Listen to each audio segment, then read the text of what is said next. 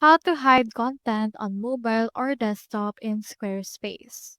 So you can see right here my actual Squarespace website.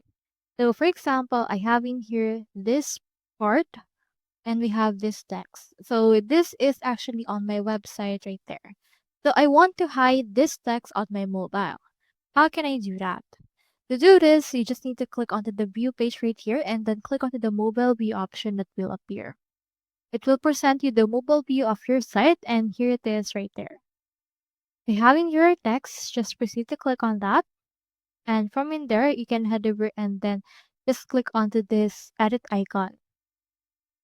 Once you have done that, it should be able to open here this page. We have in here that changes for paragraphs as well as other options that we can see right here. So after this case, you can just delete this. So this will delete the block and its content. Once you have deleted the block, it will appear already right there.